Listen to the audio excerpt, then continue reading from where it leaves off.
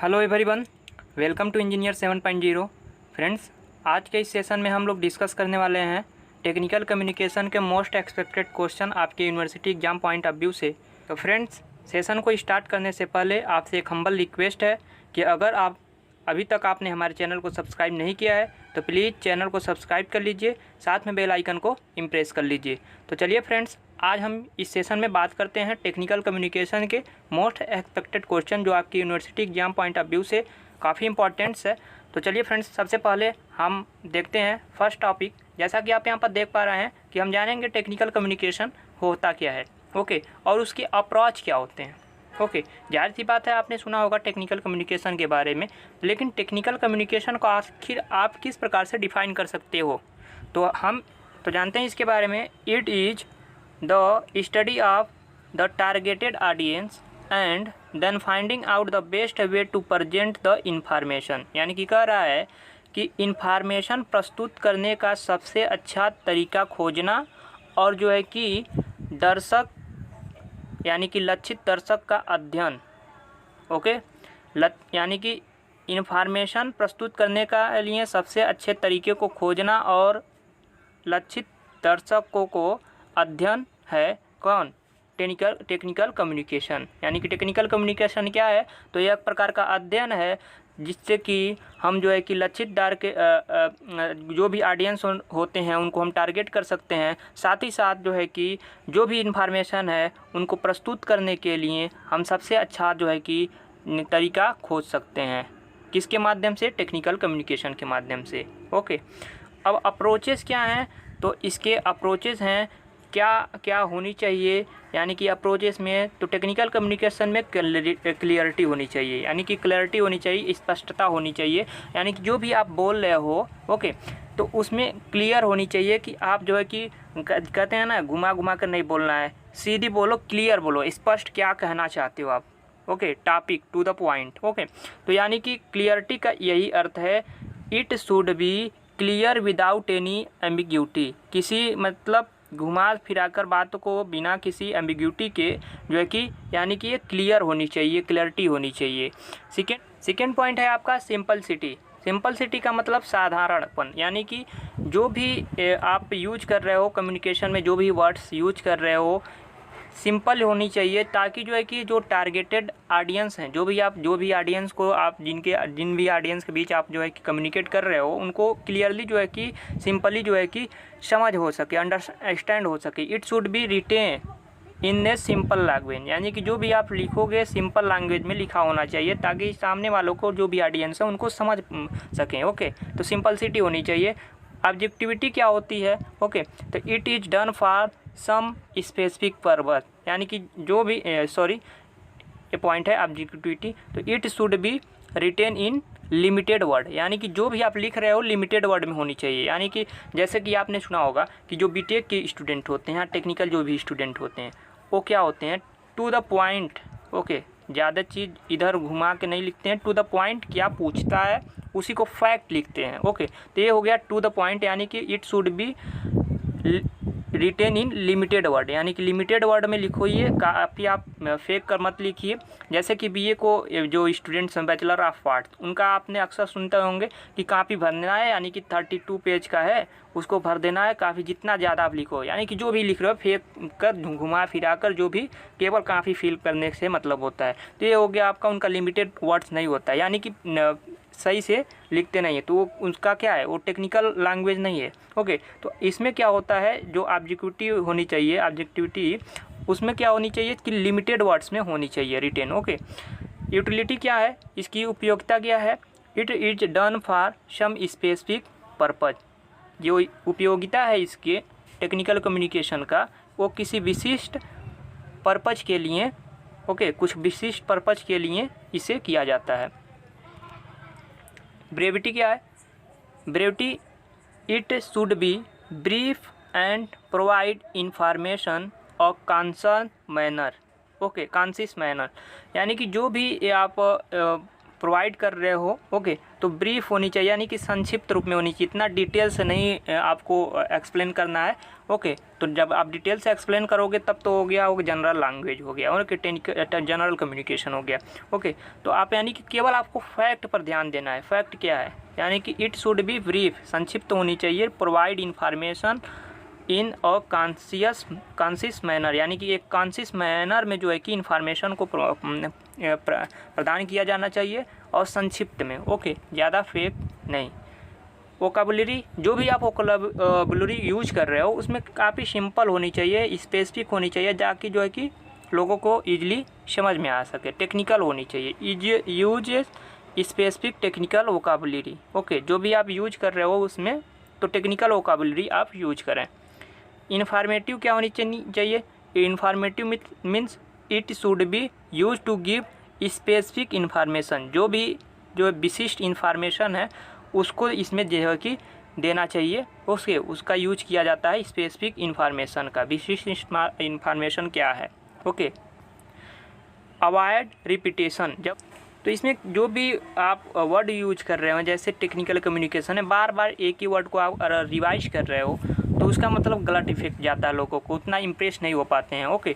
तो जैसे कि आपने कई सारे जो भी लीडर्स होते हैं जब कम्युनिकेट करते हैं, जैसे स्पीच देते हैं, तो एक ही बात को अगर बार बार, जैसे कि अगर आप कहीं ऑडियंस के सामने अगर स्पीच कर रहे हो, ओके, कम्युनिकेट कर रहे हो, और बार बार एक ही वर्ड को आप जो है कि रिवाइज कर रहे हो, उसको रिपीट कर रहे हो, तो इसका मतलब क्या पड़ेगा, जो ऑडियंस होंगे ये सोचेंगे कि आपको जो है कि डीपली उसके बारे में नॉलेज नहीं है। इस कारण से आप जो है कि बार बार उसी जो भी वर्ड्स है, जो भी सेंटेंस है, आपको उसको जो है कि रिपीट कर रहे हो, रिवाइज कर रहे हो। तो यानी कि हमेशा जो भी होनी चाहिए, अवॉइड करना चाहिए रिपीटेशन से, यानी कि repetition should be avoided as it can mark the beauty of expression, यानी कि जो एक्सप्रेशन है उसके ब्यूटी पर एक जो है कि चिन्ह कर सकता है, ओके। तो इस कारण से जो है कि रिपीटेशन से अवॉइड होना चाहिए, बचना चाहिए। अब बात करेंगे टेक्निकल राइटिंग और जनरल राइटिंग में। हमने बात करा टेक्निकल कम्युनिकेशन के बारे में, अब बात करते हैं कि टेक्निकल राइटिंग क्या होता है, जनरल राइटिंग क्या होता है, कैसे आप पहचान सकते हो कि ये जनरल राइटिंग है, और कैसे आप कह सकते हो कि ये टेक्निकल राइटिंग है। तो अब तक तो आपको क्लियर कुछ हो गया होगा, फिर भी हम यहाँ पर डिफरेंसेस जान लेते हैं दोनों के बीच। टेक्निकल में क्या होता है, कुछ टेक्निकल स्पेसिफिक वर्ड्स यूज किए जाते हैं। The audience in technical writing is specific, यानी कि जो टेक्निकल राइटिंग में होते हैं, लिखावट होती है, लेखन होती है, जो टेक्निकल लेखन होता है स्पेसिफिक होता है। The audience in technical writing is specific, यानी कि टेक्निकल लेखन में जो ऑडियंस होते हैं, दर्शक होते हैं, वो विशिष्ट होते हैं, ओके। जो भी टेक्निकल राइटिंग के लिए ऑडियंस होते हैं, जो टेक्निकल राइटिंग में ऑडियंस होते हैं वो विशिष्ट होते हैं, बट ओके, स्पेसिफिक होते हैं। लेकिन जनरल में क्या होते हैं, तो जनरल होते हैं, जो ऑडियंस होते हैं जनरल होते हैं। The audience in general writing is general, okay. Next point है the purpose of technical writing. जो टेक्निकल राइटिंग का जो उद्देश्य होता है, क्या होता है, इज टू इन्फॉर्म, ओके, सूचित करना, टू इंस्ट्रक्ट, निर्देशित करना, एंड परस्यूट, यानी कि परस्यूट का मतलब क्या होता है, राजी करना, ओके। तो यानी कि जो पर्पज होता है टेक्निकल राइटिंग का, वो क्या होता है, निर्देशित करना, इन्फॉर्म करना, और जो है कि राजी करना, लोगों को अपनी तरफ जो भी आप टेक्निकल करो ताकि वो राजी हो जाएं, ओके। तो इसका पर्पज होता है, मेन पर्पज होता है टेक्निकल राइटिंग का। तो बेसिकली जो जनरल राइटिंग का पर्पज होता है वो क्या होता है, इंटरटेन करना, ओके, कैप्टिवेट, यानी कि कैप्टिवेट मीन्स क्या होता है, आपको जो है कि आकर्षित करना, glamorous, okay. Captivate means glamour, आकर्षित करना लोगों को, okay. Educate and inspire, okay, प्रेरित करना। तो ये सारी जो भी पर्पज होते हैं जनरल राइटिंग के पर्पज होते हैं।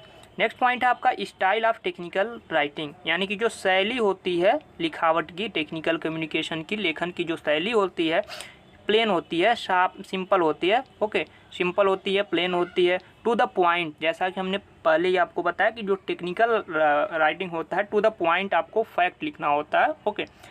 फॉर्मल होनी चाहिए, औपचारिक होनी चाहिए, स्टैंडर्ड यानी कि मानक होनी चाहिए, साइंटिफिक बेस्ड पर होनी चाहिए, ओके। और जो कि क्या होनी चाहिए, फैमिलियर होनी चाहिए, ओके, परिचित होनी चाहिए। इसमें क्या है कि जो लेखन की शैली है जनरल राइटिंग की, ओके, इसमें क्या है, इनफॉर्मल, अनौपचारिक होता है, ओके। आर्टिस्टिक होता है, कलात्मक होती है, ओके। फिगरेटिव हो गया, चित्रात्मक होती है, ओके।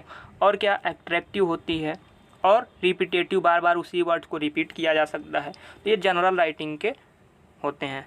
उसके बाद से आपका टोन ऑफ टेक्निकल राइटिंग, जो टोन होता है टेक्निकल राइटिंग का ऑब्जेक्टिव होता है, जबकि इसका क्या होता है, सब्जेक्टिव होता है। दूसरी बात इसमें क्या है, the vocabulary used in a technical writing is specialized, यानी कि जो स्पेशलाइज्ड कुछ वोकैबुलरी होते हैं उनको जो है कि टेक्निकल राइटिंग में यूज किया जाता है, जबकि वोकैबुलरी यूज्ड इन जनरल राइटिंग, जो जनरल राइटिंग होता है इसमें जो वोकैबुलरी जो हम यूज करते हैं जनरली जो है कि साधारण यानी कि जनरल एक्सप्रेसिव होते हैं, ओके। तो ये सारे जो है कि डिफरेंसेज हैं टेक्निकल राइटिंग और जनरल राइटिंग में। नेक्स्ट पॉइंट हम डिस्कस करते हैं general communication and technical communication की। फ्रेंड्स, आपसे हम्बल रिक्वेस्ट है कि अगर अभी तक आप हमारे चैनल को सब्सक्राइब नहीं किए हैं तो प्लीज़ चैनल को सब्सक्राइब कर लीजिए, और वीडियो पसंद आ रहा है तो प्लीज़ वीडियो को लाइक कीजिए, अपने ग्रुप में शेयर कीजिए, ओके। तो चलिए फ्रेंड्स, हम जानते हैं टेक्निकल कम्युनिकेशन के बारे में और जनरल कम्युनिकेशन के बारे में, डिफरेंसेस जान लेते हैं दोनों के बारे में। इसलिए आपको जो है कि इसके बारे में भी पता चल जाएगा टेक्निकल कम्युनिकेशन होता क्या है और जनरल कम्युनिकेशन क्या होता है। अभी तक हमने जाना टेक्निकल राइटिंग और जनरल राइटिंग के बारे में। तो इसमें डिफरेंसेज क्या होते हैं, बेसिकली इट इज़ मोस्टली क्या होता है, अनौपचारिक होता है, यानी कि फार्मल बेस्ड होता है, टेक्निकल कम्युनिकेशन। दूसरा जो जनरल कम्युनिकेशन होता है इसमें इनफॉर्मल होता है, यानी कि अनौपचारिक होता है, ओके। सिंगल अप्रोच होता है, जो स्टाइल होता है, जो इसका शैली होता है, ओके, जो स्टाइल में जो होता है अनौपचारिक होती है, यानी कि okay. In it follow a set pattern, यानी कि एक प्रकार का सेट पैटर्न को जो है कि तरीके को फॉलो करता है, जबकि ये एक सेट पैटर्न को फॉलो नहीं करता है। It does not follow a set pattern of communication, okay. Next point क्या है, it is always for a specific audience, यानी कि जो टेक्निकल कम्युनिकेशन होता है वह विशिष्ट दर्शकों के लिए होता है हमेशा, और एक जो होता है जनरल कम्युनिकेशन वो साधारण यानी कि ऑडियंस होते हैं। It is not always for specific audience, यानी कि हमेशा जो क्या होता है किसी विशिष्ट दर्शकों के लिए नहीं होता है, जबकि ये हमेशा जो किसके लिए होता है, स्पेसिफिक ऑडियंस के लिए होता है, okay. It is composed of some technical information, ये क्या होते हैं, कुछ जो है कि टेक्निकल जो इन्फॉर्मेशन होते हैं उनसे जो है कि बना होता है, जबकि ये क्या होता है जनरल मैसेज से, साधारण जो जनरल मैसेजेस होते हैं उनसे मिलकर बना होता है। जबकि टेक्निकल कम्युनिकेशन की बात करें तो the information is structure in a pre defined format and order, okay. पूर्व जो है कि निर्धारित फॉर्मेट एंड आर्डर में जो कि इसका स्ट्रक्चर होता है इन्फॉर्मेशन का होता है, ओके, प्री डिफाइंड होता है। जबकि the information is informal in style and approach, इसमें क्या होता है, जो इन्फॉर्मेशन होता है इनफॉर्मल होता है, अनौपचारिक होता है। इसमें पहले से जो भी होता है प्री डिफाइंड होता है, ओके, और फॉर्मेट जो होता है यानी कि एक तरह से आप कह सकते हो फॉर्मल होता है, ओके, पूर्णतः। तो ये सारे हो गए आपका टेक्निकल कम्युनिकेशन और जनरल कम्युनिकेशन में डिफरेंसेज। अब नेक्स्ट हम बात करेंगे वेरियस टाइप्स ऑफ जो कि कम्युनिकेशन है, उनके डायमेंशन ऑफ वेरियस कम्युनिकेशन, यानी कि जब आप बातें करते हो, जब आप कम्युनिकेट करते हो तो किस प्रकार से कर सकते हो। या तो जैसे कि आपका जो सीनियर है, ओके, सीनियर है वो अपने से नीचे वाले जो जूनियर हैं उनको जो है कि इंस्ट्रक्ट करे, ओके, निर्देश करे, डायरेक्ट करे, या इन्फॉर्मेशन दे या आर्डर दे, जैसे सीनियर वाला नीचे वाले को अपने से जूनियर को, ओके। तो यह हो गया ऊपर से नीचे की तरफ जब जो फ्लो कम्युनिकेशन है, जो फ्लो ऑफ कम्युनिकेशन, यानी कि ऊपर से नीचे, यानी कि इसे बोल सकते हो आप डाउनवर्ड कम्युनिकेशन। और जब नीचे से ऊपर, यानी कि जब जो जूनियर होता है अपने सीनियर को जो है कि मैसेज करता है, ओके, कोई चीज़ें जो भी रिपोर्ट है, ओके, तो अगर अपने सीनियर को देता है नीचे से ऊपर, यानी कि अपवर्ड इसे बोलते हैं, ओके, अपवर्ड कम्युनिकेशन। ये हो गया ऊपर से नीचे, और नीचे से ऊपर आपने समझ लिया। हो सकता है एक ही लेवल, सेम लेवल का जब जो भी वर्कर्स हों, जैसे सेम लेवल का ये भी इंजीनियर है, ये भी जूनियर इंजीनियर है, या ये भी वर्कर है, ये भी वर्कर है, तो दोनों एक दूसरे के जब कम्युनिकेट करते हैं तो इसे बोलते हैं हॉरिजॉन्टल या लैटरल कम्युनिकेशन। ओके, उसके बाद से क्या होता है, डायगोनल होता है। ओके, डायगोनल से आपका किसी लेवल में कम्युनिकेट कर सकता है, जैसे एक जो है कि सीनियर मैनेजर है। ओके, सीनियर मैनेजर और एक लेबर से जो है कि कम्युनिकेट कर रहा है, और या एक लेबर है वो डायरेक्ट, यानी कि इसके बीच भी तो हो गए, जूनियर होंगे, इसके सीनियर होंगे, इसके सीनियर, वो अपने सीनियर से या जूनियर से नहीं कर रहा है, वो डायरेक्ट जो है किससे कर रहा है, जो हेड ऑफ डिपार्टमेंट है उससे कर रहा है। ओके, या हेड ऑफ डिपार्टमेंट डायरेक्ट जो डाउनवर्ड का जो वर्कर है उससे बातें कर रहा है, या ये डायरेक्ट किसी दूसरे डिपार्टमेंट के जो भी हेड हैं उनसे बात कर रहा है, या किसी दूसरे डिपार्टमेंट के, जैसे कि हम बात मान लेते हैं यहाँ पर इलेक्ट्रिकल इंजीनियर के जो हेड हैं। ओके, इलेक्ट्रिकल इंजीनियर जो है कि दूसरा है सिविल इंजीनियर के हेड हैं। ओके, और तीसरा है मान लेते हैं मैकेनिकल इंजीनियर के हेड। इसके जो थर्ड क्वालिटी के यानी कि यहाँ पर लेबर हैं, मैकेनिकल के लास्ट जो वर्कर हैं, और इसका एक वर्कर मान लीजिए यहाँ पर है इसका वर्क, तो इलेक्ट्रिकल वाला जो है डायरेक्ट हो सकता है इससे कम्युनिकेट करे, या जो मैकेनिकल वाला है वो इससे डायरेक्ट, या इस जो भी जूनियर इंजीनियर है इसके नीचे, चीफ इंजीनियर के नीचे जूनियर, ये जूनियर इंजीनियर यानी कि सिविल इंजीनियर वाला, ये जो है कि इलेक्ट्रिकल के जो वर्कर है उनसे बातें करे, या इलेक्ट्रिकल के जो जूनियर इंजीनियर उनसे बातें करे। तो ये यानी कि इसका कोई जो है कि बैरियर्स नहीं है। आप जो है कि किसी भी कैटेगरी के लोगों से आप जब बात करते हैं तो उसे डायगोनल कम्युनिकेशन करते हैं। तो चलिए हम इसी के बारे में डिस्कस कर लेते हैं, डाउनवर्ड कम्युनिकेशन। जैसा कि हमने बताया ऊपर से नीचे की तरफ, यानी कि इसमें क्या होता है, डाउनवर्ड में सबसे सीनियर होगा, और सीनियर जो है कि अपने से जूनियर को जो है कि डायरेक्ट करेगा, इंस्ट्रक्ट करेगा, तब होगा। यानी कि it refers to the communication from the higher level, कहाँ से, फ्रॉम द हायर लेवल से, उच्च स्तर से, अपने से यानी कि in managerial hierarchy to the lower level. Okay, अपने से नीचे लेवल की तरफ हायरची में होता है। इसमें क्या होता है, कम्युनिकेशन संचार जो होता है फ्रॉम डिसीजन मेकर्स, यानी कि जो भी डिसीजन मेकर्स होते हैं, जो भी कोई भी निर्णय बनाते हैं, वो क्या है कि टू वर्कर्स के लिए। जैसे कि यहाँ पर कोई डिसीजन मेकर्स मान लीजिए लीडर है। ओके, एक टीम है, वो लीडर है, जो भी डिसीजन बनाएगा वो लीडर ही बनाएगा। किसके लिए बनाएगा, तो अपने जूनियर्स यानी कि जो भी लीडर है। अब ये ऐसा तो है नहीं कि ये लीडर है और ये जो है कि डिसीजन मेकर है। ओके, एक तरह से आप जो भी कर रहे हैं, और ये अपने सीनियर के लिए कोई जो है कि डिसीजन बनाएगा। ओके, डिसीजन कहता है कि ये काम करना है, अपने सीनियर से तो थोड़ी कर सकता है, वो अपने जूनियर से कहेगा कि ये काम आपको करना है, अपने जूनियर के लिए डिसीजन बनाएगा कि आपको ऐसे काम करना है।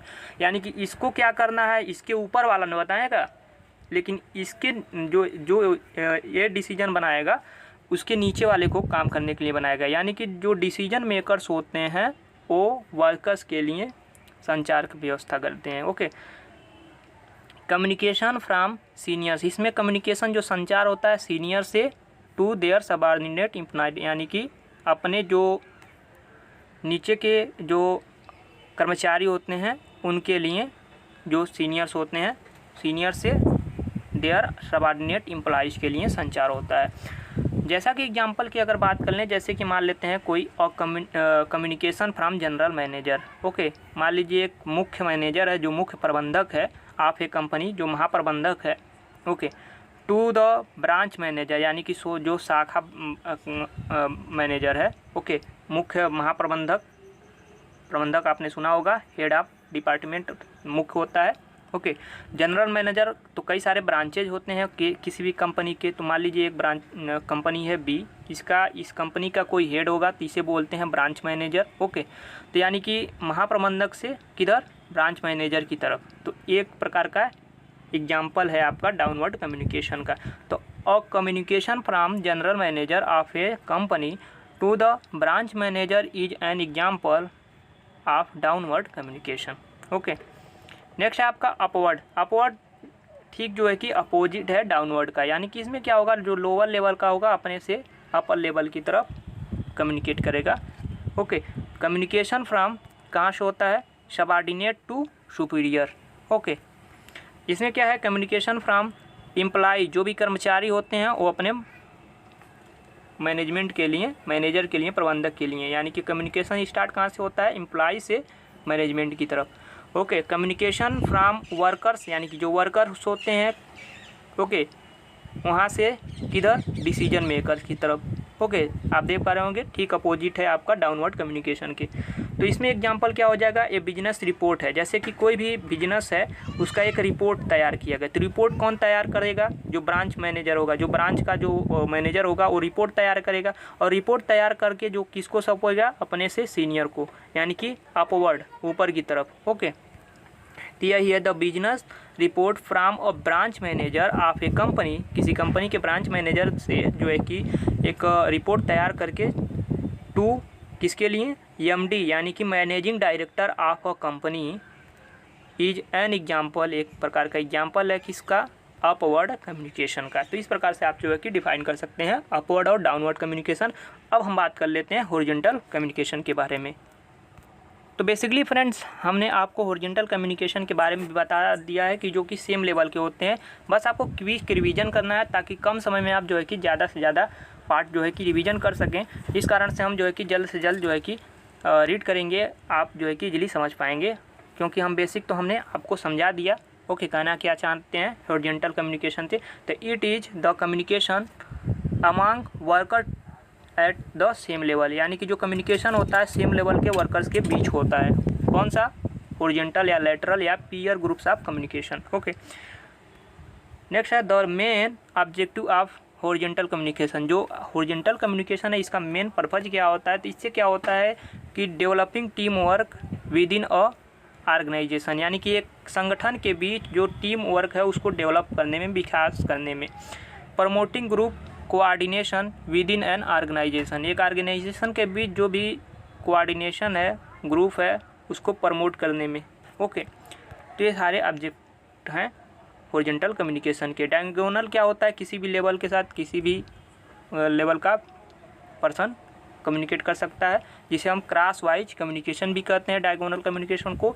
It is the product of modern changes in information technology and management. सीधी सी अगर बात करें तो डायगोनल कम्युनिकेशन का अगर एग्जांपल आप लें, जैसे कि कंप्यूटर साइंस या इंफॉर्मेशन टेक्नोलॉजी के क्षेत्र में जो भी वर्क हो रहे हैं, तो जो एक लो लेवल का जो वर्कर्स होता है वो भी कंप्यूटर पर ऑपरेट करता है, और वो कंप्यूटर पर ऑपरेट करके तो ऐसा तो नहीं है वो अपने से ऊपर वाले को ऐसे सेंड करता हो, और ये वाला अपने से ऊपर वाला, ये वाला अपने उससे ऊपर, ये वाला अपने से ऊपर, उसके बाद से फाइनल जो है कि हेड ब्रांच में जहाँ पर जाता हो, ऐसा तो है नहीं।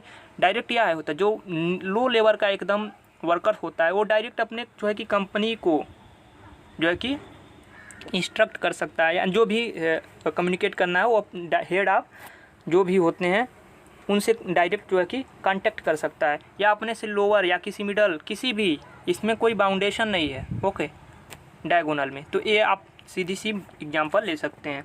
It is the product of modern changes in information technology and management, यानी कि एक प्रकार का उत्पाद है, किसका प्रोडक्ट है, आधुनिक बदलाव इन, यानी कि इंफॉर्मेशन टेक्नोलॉजी यानी कि सूचना प्रौद्योगिकी और प्रबंधन के क्षेत्र में एक आधुनिक बदलाव है, बदलाव के क्षेत्र के रूप में एक उत्पाद है। कौन सा, डायगोनल कम्युनिकेशन। ओके, प्रोडक्ट है। It is a response to market needs that demand speed and efficiency, यह जो है कि एक प्रकार का रिस्पांस है टू मार्केट, यानी कि जो भी मार्केट की आवश्यकताएं हैं, ओके, मार्केट की आवश्यकता के लिए एक प्रकार का रिस्पांस है जो कि डिमांड के लिए, स्पीड के लिए या दक्षता के लिए, ओके, इफिशियंसी के लिए। Diagonal communication flow in all direction, जैसा कि हमने बताया कि डायगोनल कम्युनिकेशन है, किसी भी डायरेक्शन में जो है कि कम्युनिकेट किया जा सकता है। ओके, इसमें कोई बाउंडेशन नहीं होता है। पैराग्राफ में क्या होता है, जान लेते हैं। पैराग्राफ बेसिकली आप पैराग्राफ जानते हैं। पैराग्राफ में क्या होता है कि कोई भी व्यक्ति है, सपोज एक पर्सन है, ये क्या इसकी आइडिया है, ओके, एक प्रकार की आइडिया, उस आइडिया को अगर हम जो है कि एक्सप्रेस कर रहे हैं सेंटेंस में, तो किसी न किसी एक पैराग्राफ में हम सेंटेंस करते हैं, जो भी एक प्रकार के, यानी कि एक सिंगल आइडिया, कई सारे आइडिया हो सकते हैं। ओके, तो इसका जो सिंगल आइडिया है उसको एक ग्राफ में हम जो है कि एक्सप्रेस करते हैं, उसी को तो पैराग्राफ बोलते हैं। ओके, तो यही है यहाँ पर। A paragraph can be define as a group of sentence, यानी कि वाक्यों के समूह को पैराग्राफ कहा जा सकता है, परिभाषित किया जा सकता है। वाक्यों में एक प्रकार का समूह होता है, जैसे or a single idea, single sentence that express a single idea, या एक प्रकार का सिंगल वाक्य जो कि एक सिंगल विचार को यानी कि एक एकल विचार को जो है कि प्रस्तुत करता है, उसका जो है कि एक समूह हो सकता है पैराग्राफ। ओके, और क्या हो सकता है, supported by evidence in the form of example thus forming a unit. Okay, it is a group of related sentence, यह एक प्रकार का रिलेटेड जो भी सेंटेंस है, जो भी टॉपिक है उससे रिलेटेड एक प्रकार का sentence. It is a group of related sentence, यानी कि एक रिलेटेड सेंटेंस से एक समूह होता है जो कम्युनिकेट अ सिंगल आइडिया, जो एक प्रकार का सिंगल आइडिया को व्यक्त करने के लिए एक वाक्यों का जो है कि एक प्रकार का समूह होता है। ओके, एक सिंगल आइडिया को व्यक्त करने का वाक्यों का एक समूह होता है पैराग्राफ। ओके, इट में एक्सप्रेस एन ओपिनियन, यह क्या एक्सप्रेस किया जा सकता है, इसे एक प्रकार का ओपिनियन जो है कि एक्सप्रेस किया जा सकता है एक पैराग्राफ में। जैसे कि कोई भी आपका ओपिनियन है, उसको एक्सप्रेस करना है तो एक आप पैराग्राफ में एक्सप्रेस कर सकते हैं। प्रोवाइड इन्फॉर्मेशन, कोई जो है कि सूचना प्रदान करना हो, through the use of fact and details. Okay, tell a strong or simple describe a person, a place or a feeling. Okay, तो ये सारी चीज़ें। तो फ्रेंड्स, ये हो गया पैराग्राफ के कुछ इंपॉर्टेंट्स फैक्ट। अब हम बात करेंगे पैराग्राफ से रिलेटेड जो है कि वेरियस टाइप्स के जो टेक्निक्स यूज़ किया जाते हैं, यानी कि जो भी आप पैराग्राफ बना रहे हो। ओके, सर्वप्रथम आपको पैराग्राफ में जो है कि कोई भी टॉपिक आपको लिखना है, राइट करना है एक पैराग्राफ में जो है कि क्रिएट करना है, तो उसमें कौन कौन से टेक्निक आप यूज कर सकते हैं, कितने प्रकार के टेक्निक्स होते हैं। तो जैसा कि आप यहाँ इंपॉर्टेंट है आप जो है कि रीड कर सकते हैं, ताकि वीडियो लंबा ना हो, इस कारण से हम जो है कि बना रहे हैं। जो इंपॉर्टेंट क्वेश्चन है उसे हम डिस्कस करेंगे। ओके, अगले यूनिट्स के जो इंपॉर्टेंट क्वेश्चन है आपके university exam point of view से इंपॉर्टेंट क्वेश्चन, ताकि जल्द से जल्द आप जो है कि कवर अप कर सकें। इंपॉर्टेंट क्वेश्चन को हम इंपॉर्टेंट टॉपिक को ही डिस्कस करेंगे। Okay, various technique use in paragraph development area, यानी कि पैराग्राफ डेवलपमेंट के लिए कौन कौन से टेक्निक यूज किया जाता है। तो inductive order, deductive order, linear method, chronological method. Okay, जिसे हम टाइम ऑर्डर भी कहते हैं क्रोनोलॉजिकल मेथड को, स्पेस ऑर्डर या exposition method and interrupted. Okay, तो ये सारे हो गए वेरियस टेक्निक। और कुछ इसके इम्पॉर्टेंट्स क्वेश्चन है उसको हम देख लेते हैं। तो यूनिट 1 के जो कुछ इम्पॉर्टेंट्स क्वेश्चन है आप इसे देख लीजिएगा। इम्पॉर्टेंट्स काइंड्स ऑफ पैराग्राफ। ओके, जो पैराग्राफ है उसके प्रकार हैं, कुछ महत्वपूर्ण प्रकार हैं, इम्पॉर्टेंट प्रकार हैं, काइंड्स हैं, उसके बारे में। वेरियस बैरियर टू कम्युनिकेट करने के लिए कौन कौन से प्रकार के बैरियर्स, बाधाएँ उत्पन्न हो सकती हैं, उसके बारे में। फॉर्मल एंड इनफॉर्मल कम्युनिकेशन क्या होता है, फॉर्मल यानी कि औपचारिक और अनऔपचारिक कम्युनिकेशन क्या होता है। Okay, difference level of communication. Okay, difference level of communication, इसके बारे में ये हैं कुछ इंपॉर्टेंट क्वेश्चन, आप इसे रिवाइज कर लीजिएगा। फ्रेंड्स, नेक्स्ट यूनिट के इंपॉर्टेंट क्वेश्चन को हम नेक्स्ट यूनिट में डिस्कस करेंगे। तो फ्रेंड्स, आज के वीडियो में बस इतना ही, मिलते हैं नेक्स्ट यूनिट के साथ नेक्स्ट अपडेट में। तब तक के लिए थैंक यू वेरी मच।